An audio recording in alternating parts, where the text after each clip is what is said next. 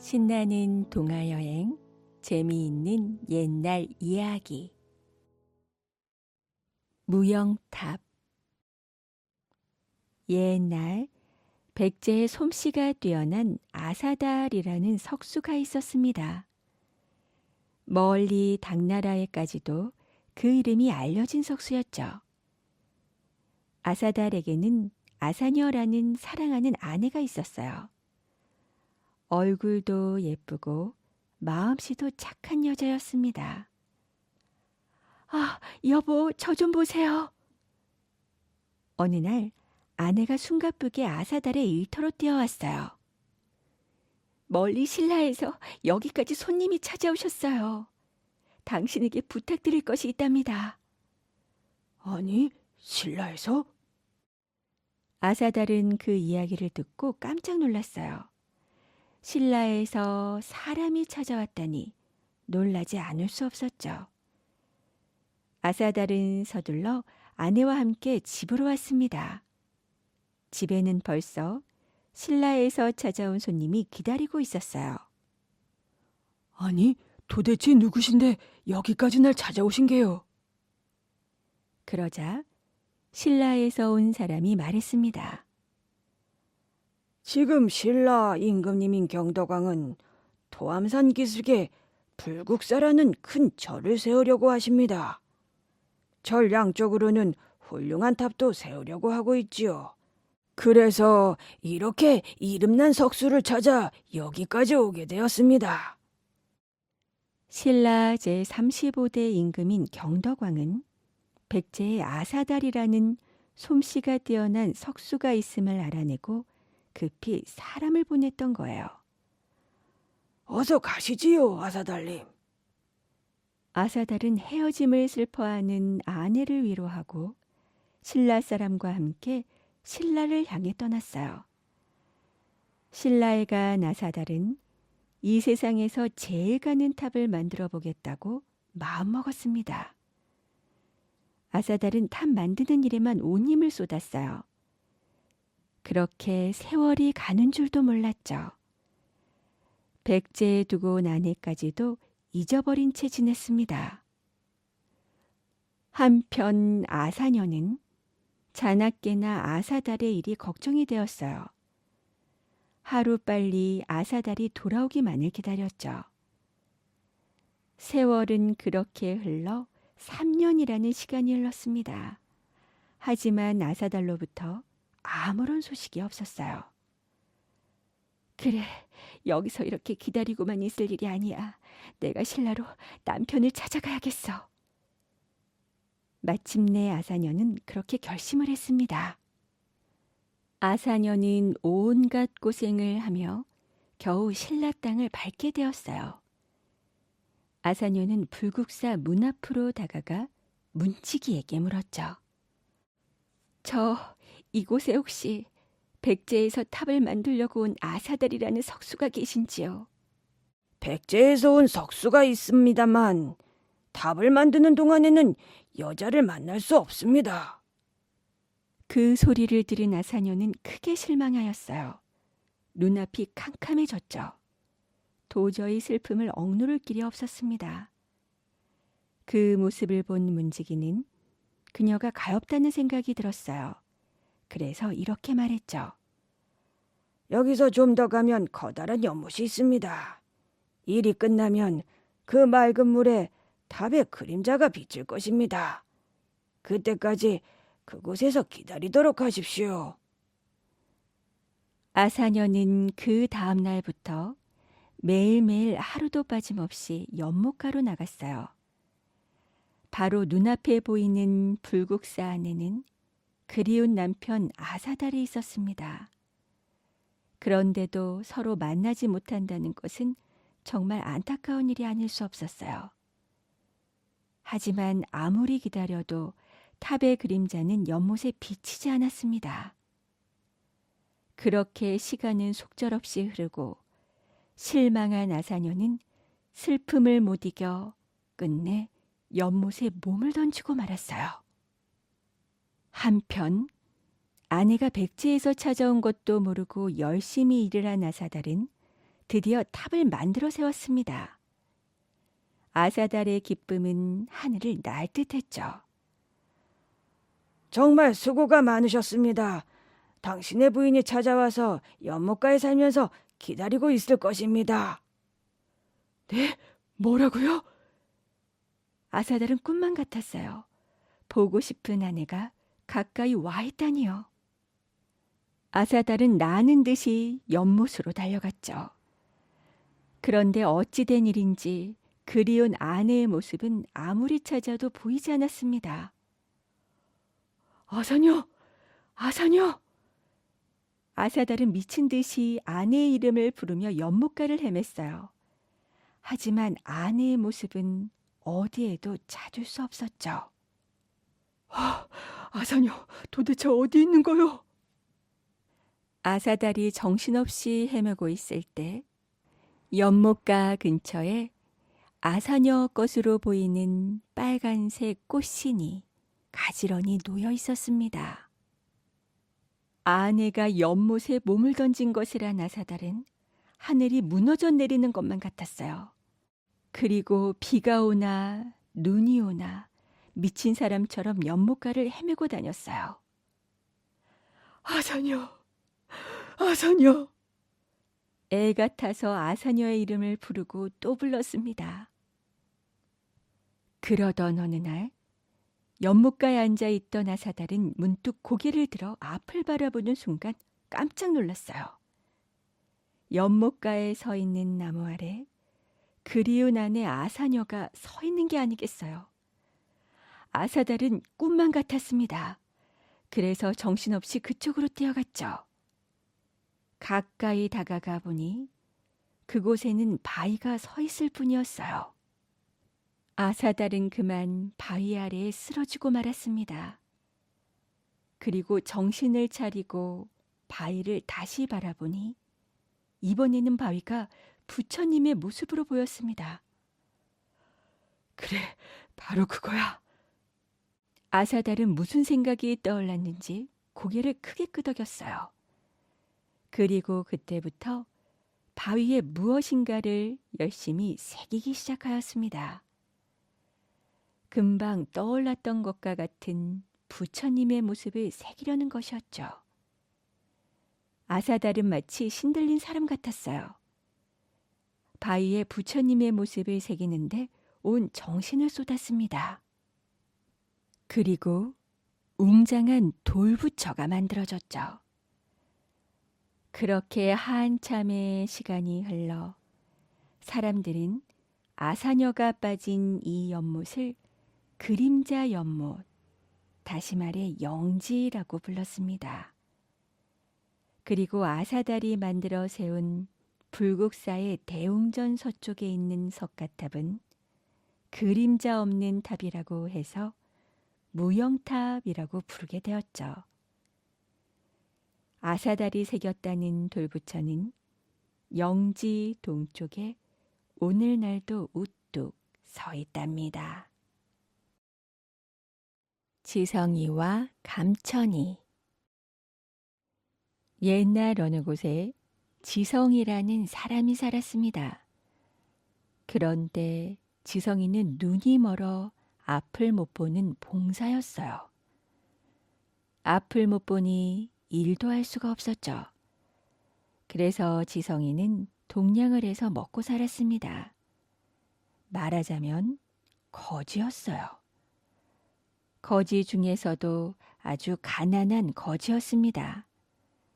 앞을 못 보는 동냥도 많이 할 수가 없었거든요. 그저 겨우겨우 하루에 한 끼나 먹고 살 정도였어요. 한편 그 아랫마을엔 감천이라는 사람이 살았어요.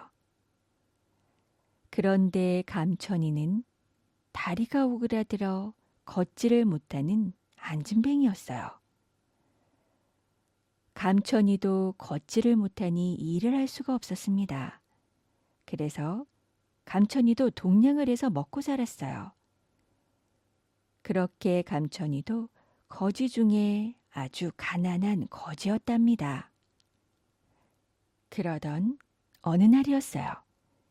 지성이가 지팡이로 앞을 더듬더듬하면서 동냥을 나가는데 누가 다리에 툭 걸리고 말았습니다. 아이고, 이게 뭐냐? 그리고 그만 꽈당 하고 고꾸라졌어요. 지성이는 화가 나서 고래고래 소리쳤습니다. 안 못 보는 것도 서러운데 어떤 녀석이 다리를 거는 거냐? 그랬더니 다리 건 녀석도 고래고래 소리를 쳤습니다. 걷지 못하는 것도 서러운데 어떤 녀석이 걷어차냐? 지성이가 듣고 보니 다리 건 녀석이 일부러 그런 건 아닌 것 같거든요. 그래서 물어보았습니다. 나는 안 못 보는 봉사 지성인데 너는 누구냐? 그랬더니 다리 건 녀석이 대답을 했어요. 나는 걷지 못하는 안진뱅이 감천이다. 지성이는 앞을 못 보니 앉아있던 감천이를 피할 수가 없었고 감천이는 걷지를 못하니 걸어오는 지성이를 피할 수가 없었던 거예요. 두 사람은 잠깐 생각을 했습니다. 그리고 서로 약속이나 한 듯 똑같이 말했죠. 그러고 보니 너나 나나 처지가 비슷하구나. 우리 친구나 하자. 그렇게 해서 지성이랑 감천이는 친구가 되었어요. 그리고 어떻게 하면 서로 돕고 살 수 있을까 곰곰이 생각해 보았죠. 내가 저 친구에게 뭘 도와줄 수 있을까? 그러다가 똑같이 무릎을 쳤습니다. 옳거니?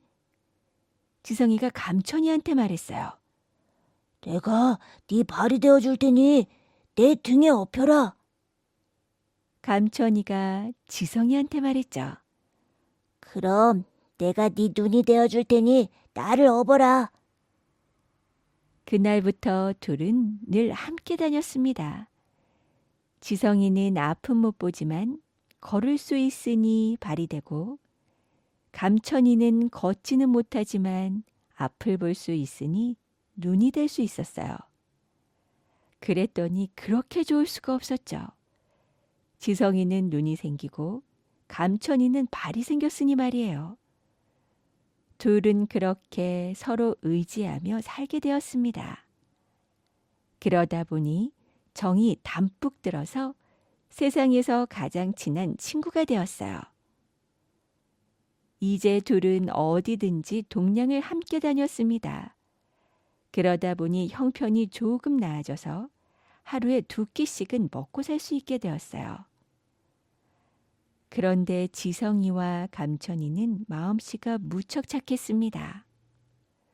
먹고 살기가 조금 나아지니 이젠 좋은 일을 하면서 살고 싶어졌어요. 그래서 둘이 의논을 했죠.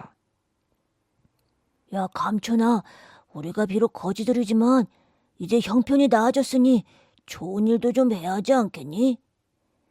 그래, 지성아, 넌 역시 둘도 없는 내 친구야.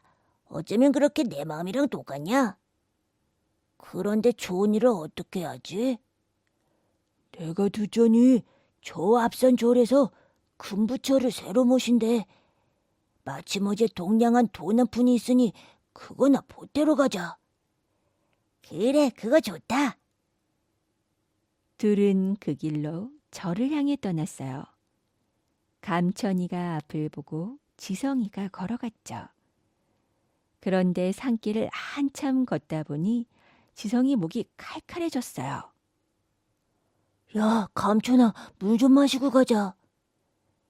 그래서 감천이가 사방을 둘러보니 저만치 골짜기에 샘이 하나 있었습니다. 둘은 얼른 샘으로 갔어요. 그런데 이게 웬일일까요? 샘 안에 커다란 금덩이가 하나 툭 들어있는 거예요. 감천이는 그걸 보고 소리쳤습니다. 야, 지성아, 금덩이야, 금덩이. 샘에 금덩이가 들어있어. 그 말을 들은 지성이가 깜짝 놀라 이야기했어요. 그래? 야, 그거 참 잘됐다. 그 금덩이 네가 본 거니까 너 가져라. 그 말을 듣고 감천이가 대답했죠. 무슨 소리야? 네 덕분에 이 셈에 온 거니까 네가 가져야지. 아니야, 네 거니까 네가 가져. 그게 왜 내 거야, 네 거지. 둘은 이러면서 한참을 싸웠어요. 그러다가 또 둘은 똑같이 말했죠. 그러면 괜히 금덩이 때문에 싸우지 말고 여기다 도로 버리고 가자. 그래서 둘은 금덩이를 도로 샘에 집어넣었습니다. 그러고는 다시 길을 떠나려는데 저쪽에서 나무꾼이 하나 걸어왔어요. 내가 오다가 들으니 이쪽에서 크게 싸우는 소리가 들리던데. 도대체 무슨 일이요? 나무꾼이 묻길래 감천이가 대답했죠.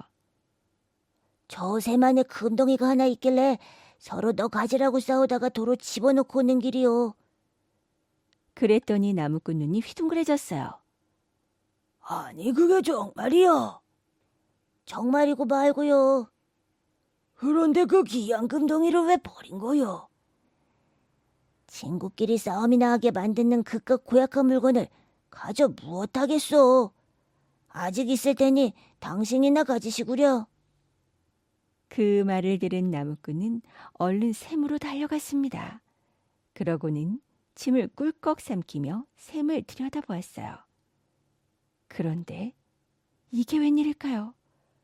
금덩이는 온데간데 없고 커다란 구렁이가 혀를 날림거리며 나무꾼을 쏘아보지 않겠어요. 이게 나무꾼은 깜짝 놀라 도끼로 구렁이를 내리쳤습니다. 구렁이는 두 동강이나 죽고 말았죠. 에이 저 녀석들 때문에 죽을 뻔했네. 나무꾼은 화가 머리 끝까지 나서 두 사람에게 달려왔어요. 이런 몹쓸 거짓말쟁이 거렁뱅이들 같으니 구렁이를 금덩이라고 속여? 나쁜 녀석들 가다가 똥이나 밟아라. 나무꾼은 둘에게 욕을 실컷 퍼부었습니다. 그러고도 분이 안 풀리는지 씩씩거리며 가버렸죠. 참 이상하네. 분명 금덩이였는데 구렁이라고 그러네. 지성이와 감천이는 고개를 갸웃거리며 다시 샘으로 가보았어요. 그런데 신기한 일이 일어났습니다. 샘 안에 아까 그 금덩이가 더도 덜도 아니고 딱 절반으로 잘려있는 거예요. 감천이가 소리쳤죠. 야, 금덩이가 둘이 됐어. 이제 너랑 나랑 하나씩 나눠 가지면 되겠다. 그렇게 해서 둘은 금덩이를 하나씩 품에 품고 절로 갔습니다. 갔더니 절에서는 이제 막 금을 녹여서 구리로 만든 부처님 몸에 금박을 입히고 있었어요. 그런데 금이 모자라 그만 부처님 목까지만 금박이 입혀지고 말았죠. 이를 어쩌나. 부처님 머리에 금박을 못 입혔으니 부처님이 노하시기라도 하며 큰일일세. 스님들은 발을 동동 굴렀죠. 그러니 지성이와 감천이가 이렇게 말했습니다. 이 금덩이를 녹여서 부처님 머리에 금박을 마저 입히십시오. 둘은 금덩이를 꺼내 스님들에게 주었어요. 스님들 눈이 번쩍 뜨였죠. 스님들은 부랴부랴 금덩이 두 개를 녹여서 금박을 마저 입힐 수 있었습니다. 번쩍번쩍하는 아주 훌륭한 금부처가 만들어졌어요. 그런데 그때였습니다. 갑자기 금부처 머리 뒤에서 환한 빛이 나더니 하늘에서 이런 말소리가 들려왔어요. 지성아, 감천아, 안진뱅이 다리 되고 봉사에 눈 대어준 착한 이들아. 너희에게 큰 복이 있으리라. 그러더니 지성이 눈이 번쩍 뜨였지 뭐예요. 그리고 감천이 다리가 쭉 펴지고 말았습니다. 그렇게 해서 이제 지성이는 앞을 볼 수 있게 되었고 감천이는 걸을 수 있게 되었어요. 지성이는 눈을 뚜릿뚜릿하게 뜨고 그동안 못 본 감천이 얼굴을 실컷 보았습니다. 감천이는 두 다리를 공중공중 거리며 그동안 자기를 업어준 지성이를 실컷 업어주었어요. 그 뒤로 둘은 누구보다도 열심히 일을 해서 장가도 가고 자식도 낳고 잘 살았답니다. 오수의 개. 전라북도 임실 땅에 김계인이라는 호라비가 살고 있었습니다. 아내도 자식도 없는지라 그는 농사일을 마치면 날이면 날마다 주막에 나가 술로 세월을 보냈어요. 아이고, 저러다 술병 나서 일찍 죽고 말지. 마을 사람들은 김계인이 허구한 날 주막에 앉아서 술만 마시자 혀를 끌끌 찼습니다. 하루는 김계인이 어스름한 저녁에 주막에 앉아 술을 마시고 있는데 낯선 개 한 마리가 주변을 어슬렁거렸어요. 주인이 없는 개인지 흑투성이의 삐쩍 마른 모습이 안쓰러워 보였죠. 아이고, 그 녀석, 배가 고픈 모양이로구나. 그는 문득 가연 생각이 들어서 술안주를 몇 개 던져주었습니다. 개는 기다렸다는 듯 넙죽넙죽 받아먹었어요. 밤이 깊어지자 그는 갈짓자로 걸으며 휘적휘적 집으로 향했죠. 그런데 저 뒤에 주막에서 본 개가 슬슬 따라오고 있었습니다. 에? 이놈의 개가 왜 따라오는 게야? 저리 가거라. 김계인이 손짓을 하며 개를 쫓았지만 개는 도망가는 척하다가 이내 다시 따라왔어요. 그는 쫓기를 포기하고 그냥 내버려 두었죠. 다음 날 아침 잠에서 깬 김계인이 마당으로 나가보니 어젯밤에 자신을 쫓아온 개가 꼬리를 흔들며 반기고 있었습니다. 용개도 우리 집까지 따라왔구나. 그는 술이 많이 취했던 터라 간밤의 일이 잘 생각나지 않았어요. 어쨌든 이것도 인연이라고 생각하고 그는 그날부터 개의 주인이 되어 함께 살게 되었습니다. 김계인은 개를 깨끗이 목욕시키고 먹다 남은 국밥을 주었어요. 밭일을 갈 때도 나무를 하러 갈 때도 데리고 다녔죠.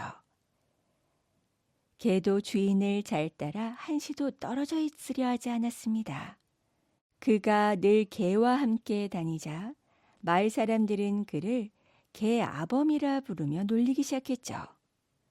하지만 그는 사람들이 놀려대도 싫지 않았어요. 호라비 신세로 혼자 살다가 개와 함께 있어 보니 마치 가족이 생긴 듯 든든하고 즐거웠습니다.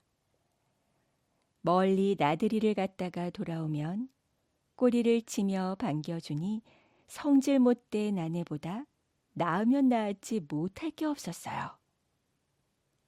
그러던 어느 날 김계인은 건넌마을 잔치집에 갔다가 잔뜩 취하여 집으로 돌아오고 있었습니다. 잔치집에 개를 데려갈 수가 없어서 혼자만 갔다 오는 길이었어요. 어찌나 많이 취했는지 세상이 빙빙 도는 것 같았죠. 그는 마을로 들어서자마자 인적 드문 들판에 푹 쓰러져서는 세상 모르게 잠이 들고 말았습니다. 바로 그때 저편 산 아래 들판에서 난데없이 들불이 일어났어요. 들불은 바람을 타고 그가 잠들어 있는 곳으로 순식간에 번져나갔죠. 그야말로 일촉즉발의 상황이었습니다. 그때 컹컹 갑자기 개 짖는 소리가 나더니 풀숲에서 그의 개가 불쑥 튀어나왔어요. 개는 쉬지 않고 짖어대며 어서 일어나라는 듯이 혀로 주인의 얼굴을 핥았습니다. 이빨로 주인의 옷을 물고 끌어당겼습니다. 하지만 정신을 잃을 정도로 술을 마신 주인은 아무리 핥고 끌어당겨도 깨어나지 않았어요. 개는 어쩔 줄 몰라 하며 이리저리 오가며 낑낑거렸어요. 그러다가 무슨 생각을 했는지 갑자기 냇가로 쏜살같이 달려갔죠. 개는 물로 뛰어들어 털을 흠씬 적셨습니다. 그러고는 재빨리 주인에게 달려가 몸을 흔들어 주인의 몸에 물을 뿌렸어요. 물기가 마르면 다시 냇가로 달려가 물을 적셔와 주인이 누운 주변의 풀밭에도 계속 물을 뿌렸죠. 들불이 주인에게 점점 다가오는 동안 개는 수백 번이나 냇가를 오가며 물을 뿌려댔습니다. 결국 기진맥진한 개는 헉헉거리며 주인 옆에 쓰러지고 말았어요. 얼마나 시간이 지났을까. 겨우 정신을 차린 김개인은 주변을 살펴보다 깜짝 놀랐습니다. 근처 풀밭이 여전히 불타고 있었고 자기 곁에 털이 흠뻑 젖은 개가 쓰러져 있었거든요. 자신의 옷과 주변 풀밭도 축축하게 젖어 있었어요. 순간 그는 무슨 일이 벌어진 것인지 금세 알아챌 수 있었죠. 불구덩이에서 네가 나를 살렸구나. 그는 눈물을 글썽이며 개를 와락 끌어안았습니다. 하지만 개의 몸은 이미 차갑게 식어 있었어요. 주인을 위해 온몸으로 불길을 막아내며 남은 힘을 모조리 쏟아부어 그만 죽어버린 것입니다. 김개인은 눈물을 흘리며 죽은 개를 안고 집으로 돌아왔어요.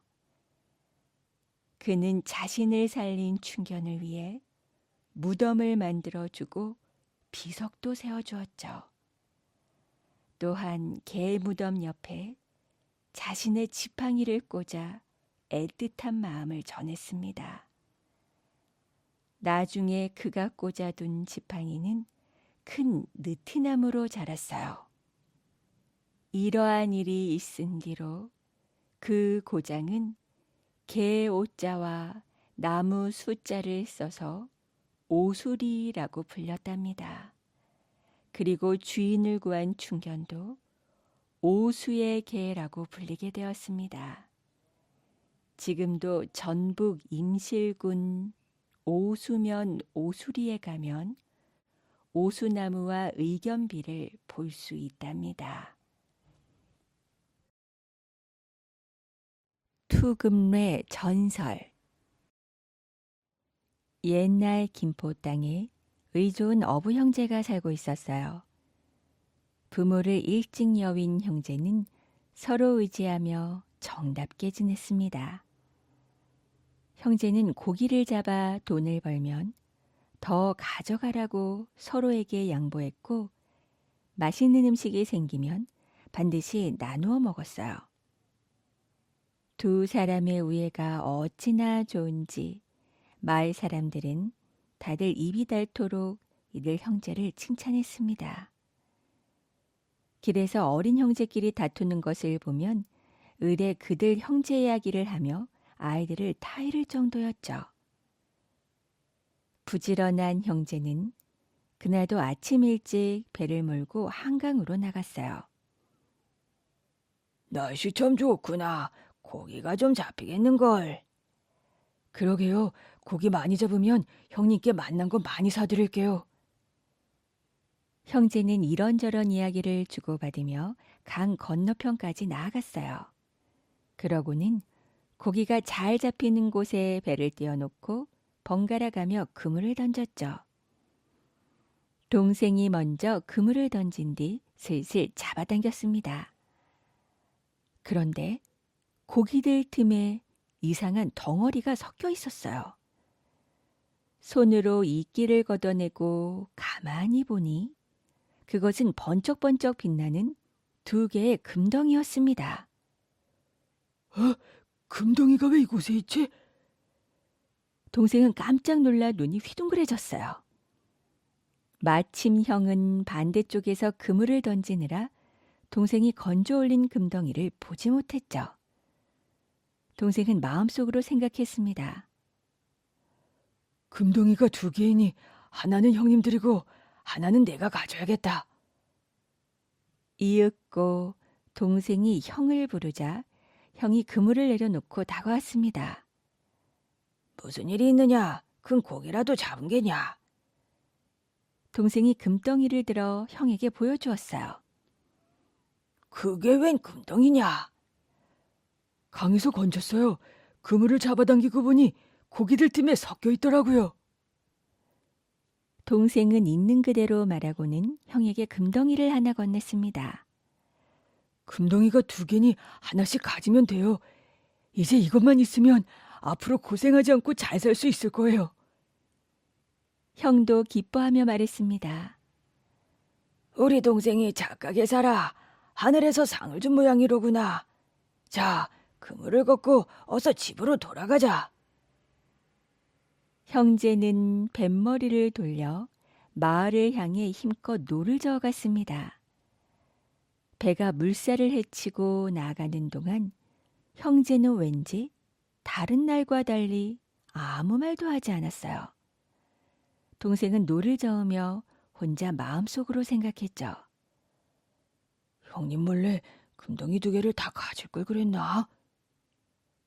건너편에서 노를 젓는 형도 이런저런 생각에 빠져 있었죠.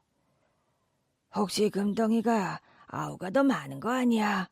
여러 개를 건져놓고 나한테 하나만 준 것인지도 모르지. 형제는 괜히 서로 눈치만 살폈습니다. 동생은 마음속의 생각을 털어버리려고 고개를 휘휘 저었어요. 형도 동생을 의심하는 자신의 마음이 언짢아 고개를 설레설레 저었죠. 하지만 한번 마음속에 자리 잡은 생각은 좀처럼 사라지지 않았습니다. 형은 동생이 자신을 속였을지도 모른다고 생각하자 은근히 동생이 미워졌어요. 동생도 형에게 준 금덩이가 아까워 형이 싫어졌죠. 그동안 그렇게도 우애 깊은 형제였는데 금덩이 때문에 순식간에 어색하고 불편한 관계가 되고 말았습니다. 그러는 동안 배는 강의 한가운데를 지나고 있었어요. 형이 물끄러미 강 저편을 바라보며 노를 젓고 있는데 갑자기 첨벙 하는 소리가 들렸어요. 에이, 뭐가 빠진 거냐? 형이 동생을 보며 물었습니다. 형님, 제 금덩이를 강에 버렸습니다. 동생이 희미하게 웃으며 말했습니다. 뭐라고? 그 귀한 걸 왜 버렸느냐? 형이 깜짝 놀라 묻자 동생이 차분한 목소리로 말했어요. 형님, 제 말 좀 들어보십시오. 그동안 우린 비록 가난했어도 우애만큼은 남들이 부러울 만큼 좋았습니다. 그런데 금덩이 하나 때문에 제 마음에 자꾸 욕심이 생겨나지 뭐예요. 형님한테 준 금덩이도 혼자 다 가질 거라고 말입니다. 동생이 몇 번 눈을 끔뻑이더니 이어서 말했어요. 금덩이를 팔아 부자가 되면 좋을지도 모르죠. 하지만 욕심 때문에 서로 미워하며 형님과 원수처럼 살게 될 줄도 모른다는 생각이 드니 금덩이가 무섭고 싫게 느껴졌습니다. 그래서 버린 거예요. 저에게는 그까지 금덩이보다 형님이 훨씬 더 소중하거든요. 동생의 말에 형이 고개를 떨구며 입을 열었습니다. 네가 나를 부끄럽게 만드는구나. 나 역시 금덩이 때문에 별의별 나쁜 생각을 다 했단다. 듣고 보니 네 말이 참으로 옳구나. 형은 그렇게 말하고는 동생과 마찬가지로 금덩이를 꺼내 강물로 휙 던져버렸습니다. 그 뒤 사람들은 형제가 금덩이를 버린 곳을 금을 던진 여울이라는 뜻의 투금뇌라고 불렀답니다. 옛날하고도 아주 먼 옛날, 촌장 9명이 백성들을 다스리고 있을 때였어요. 9 촌장은 마을에 무슨 일이 생기면 꼭 함께 의논해서 결정을 하곤 했죠. 농사가 시작되는 3월이 되면 촌장들은 하늘에 제사를 지냈습니다. 하늘이시여, 올해도 곡식을 많이 거두게 해주시옵소서. 촌장들 중 가장 나이가 많은 아도간이 큰 소리로 외치면 다른 촌장들이 절을 했어요. 9 촌장이 한자리에 모였습니다. 먼저 아도간이 말했어요. 우리는 지금까지 문제가 생길 때마다 다 같이 의논하여 해결해 왔어. 하지만 서로 뜻이 다르면 결정을 내리기가 힘들어. 그래서 아무래도 우리를 이끌어줄 왕이 있어야겠어. 8 촌장은 고개를 끄덕였습니다. 아도가님의 말씀이 맞습니다. 그런데 어디서 어떻게 왕을 모셔오지요? 바로 그때였어요. 갑자기 하늘이 어두컴컴해지고 거센 바람이 불더니 이상한 소리가 들려왔습니다. 여기 사람이 있느냐? 9 촌장은 깜짝 놀라 땅바닥에 넙죽 엎드렸습니다. 저희가 있습니다. 내가 있는 곳이 어디냐? 그 지붕입니다. 그러자 촌장들 머리 위로 햇빛이 환하게 비쳤어요. 나는 하늘의 명을 받들어 이곳에 왕이 되러 왔다. 정말이십니까? 어디 계십니까? 모습을 보여주십시오. 나를 만나고 싶다면 지금부터 봉우리 위를 파서 흙을 쥐고 이렇게 노래하며 춤추거라. 거북아, 거북아, 머리를 내어라. 내놓지 않으면 구워 먹으리. 촌장들은 고개를 갸우뚱했어요. 머리를 내놓지 않으면 거북을 구워 먹겠다고? 노래가 참 이상하군요. 왜 하필 느려 터진 거북이지요? 힘센 호랑이나 꽤 많은 여우도 있는데 말이지요. 그러자 아도간이 흙을 지며 말했어요. 일단은 시키는 대로 합시다. 모두 날 따라하시오. 거북아, 거북아, 머리를 내어라. 내놓지 않으면 구워 먹으리. 아도간이 먼저 노래를 부르며 춤을 추었어요. 다른 촌장들도 아도간을 따라 춤을 추며 노래를 불렀죠. 그러자 하늘에서 자줏빛 줄이 내려오지 않겠어요. 줄 끝에는 자줏빛 보자기에 쌓인 황금 상자가 매달려 있었습니다. 촌장들은 상자 앞으로 우르르 달려갔어요. 촌장들이 상자 뚜껑을 열자 눈부신 빛이 쏟아져 나왔습니다. 이것 좀 보시오. 상자 안에 알이 들어있어. 상자 안에는 해처럼 둥근 황금알이 6개나 들어있었습니다. 촌장들은 놀라고 기뻐서 100번이나 절을 했어요. 그러고는 상자를 조심스럽게 아도간의 집으로 옮겼죠. 그로부터 12일이 지났습니다.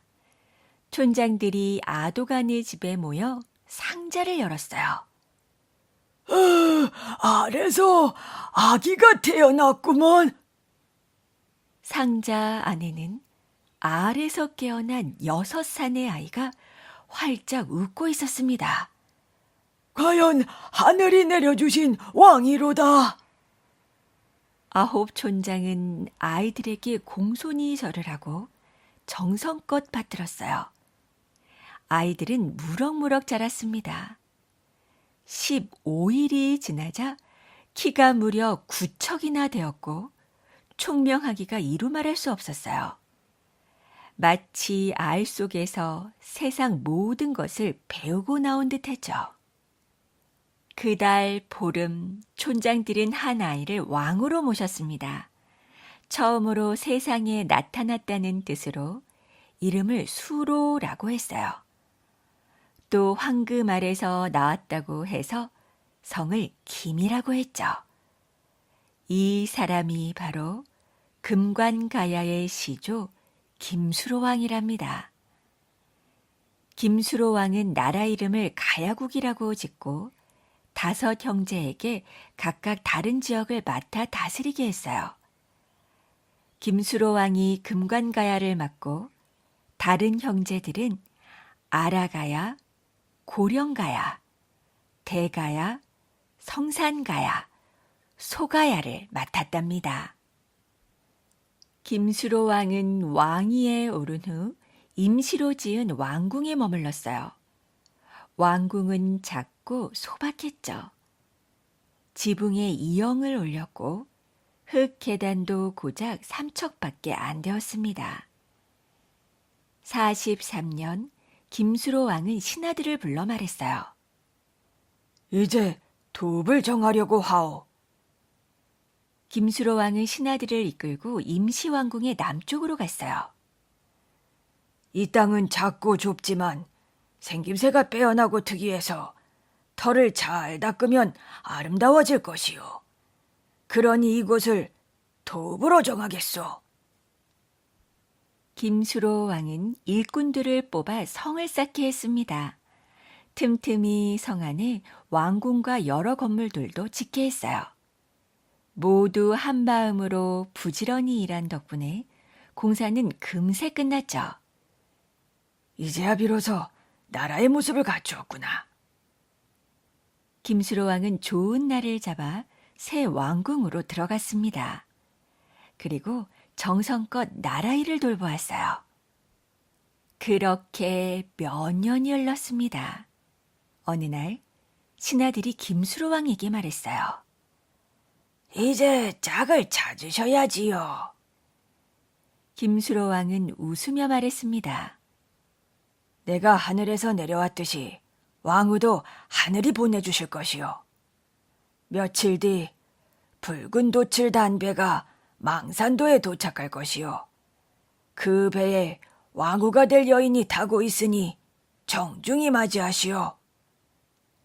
신하들은 김수로 왕의 뜻을 따르기로 했습니다. 어느덧 시간이 흘러 김수로 왕이 말한 날이 되었어요. 신하들은 유천강을 망산도로 보냈죠. 한참을 기다리자 물결을 헤치며 붉은 돛을 단 배가 나타났습니다. 과연 그 배에는 어여쁜 여인이 타고 있었어요. 저는 유천관이옵니다. 왕께서 기다리고 계시니 저와 함께 궁으로 가시지요. 하지만 여인은 고개를 절레절레 저었어요. 저는 가야국의 어머니가 될 사람입니다. 왕이 직접 마중 나올 때까지 배에서 내리지 않겠습니다. 유천가는 서둘러 김수로 왕에게 이 소식을 전했어요. 왕이든 백성이든 서로 존경해야 하는데 왕후가 될 여인에게 내가 실수했구려. 김수로 왕은 얼른 망산도로 갔습니다. 여인은 김수로 왕을 보자 배에서 내려 공손하게 절했어요. 저는 아유타국의 공주 허한옥이라고 합니다. 저희 아버님 꿈에 옥황상제가 나타나서 바다 건너 가야국의 수로왕이 어질고 현명하니 공주를 보내 왕으로 삼게 하라고 하셨답니다. 그 뜻을 받들어 이곳까지 오게 되었습니다. 나 역시 하늘이 정해준 여인이 붉은 돛을 담배를 타고 망산도로 오는 꿈을 꾸었소. 그대는 꿈속에서 본 여인과 꼭 닮았구려. 김수로 왕은 크게 기뻐하며 공주와 혼인식을 올렸어요. 김수로 왕은 허 왕후와 함께 나라를 잘 다스렸습니다. 진심으로 백성들을 아끼고 사랑했어요. 그리고 새로운 제도를 만들어 나라의 기틀을 다졌죠. 백성들은 입을 모아 김수로 왕과 허황우를 칭찬했습니다. 두 분은 정말 하늘이 우리에게 내려주신 분들이 틀림이 없어. 그렇고 말고요. 두 분은 하늘과 땅, 해와 달이나 마찬가지랍니다. 따라하지 마. 옛날 가난한 농사꾼 부부가 산속 외딴 집으로 이사를 갔습니다. 부부는 뚝딱뚝딱 낡은 집을 말끔하게 고쳤어요. 이 일을 끝내고 남편이 아내의 땀을 닦아주며 물었습니다. 여보, 오늘 힘들었지? 여보, 오늘 힘들었지? 이게 웬일일까요? 누군가 농부가 한 말을 똑같이 따라하는 거예요. 어머나, 누가 있나 봐요. 어머나, 누가 있나 봐요. 이번에는 아내가 하는 말도 똑같이 따라했습니다. 부부는 가만히 귀를 기울였어요. 그리고 소리가 어디에서 나는지 알아냈습니다. 농부가 소리쳤어요. 전장에서 나는 소리구만. 전장에서 나는 소리구만. 아내도 깜짝 놀라 외쳤죠. 아이고 뭐니 도깨비네. 에그머니 도깨비네. 천장에 있는 흉내쟁이 도깨비는 자꾸만 따라하기 시작했습니다. 부부는 어찌해야 좋을지 영문을 몰랐어요. 한참을 머리를 맞대고 궁리를 하다가 마침내 농부는 아랫마을에 사는 꾀쟁이 김서방을 불러오기로 했습니다. 아랫마을 김서방이 농부네 새집에 와서는 천장을 보고 버럭 소리쳤어요. 이 도깨비 놈들아, 썩 꺼지거라. 이 도깨비 놈들아, 썩 꺼지거라. 도깨비는 김서방 흉내까지 냈죠. 김서방은 농부의 귀에 대고 소곤소곤 말했습니다. 여보게, 흉내쟁이 도깨비가 있을 때는 절대 말을 하지 말게나. 김서방이 일러준 대로 농부와 아내는 며칠 동안 아무 말도 하지 않았습니다. 그렇게 며칠이 지났어요. 그러자 천장에 사는 흉내쟁이 도깨비는 심심해지기 시작했죠. 그래서 도깨비가 먼저 농부를 불러보았습니다. 아저씨, 아저씨. 아저씨, 아저씨. 글쎄, 이번에는 농부가 도깨비 말을 똑같이 따라했어요. 심심하지요? 심심하지요? 농부와 아내는 하루 종일 도깨비 흉내를 내기 시작했습니다. 지겨워. 또 날 따라하기 전에 여기에서 나가버리자. 흉내쟁이 도깨비는 지붕을 뚫고 후다닥 도망갔습니다. 농부와 아내는 그제야 안심하고 말을 주고받았답니다.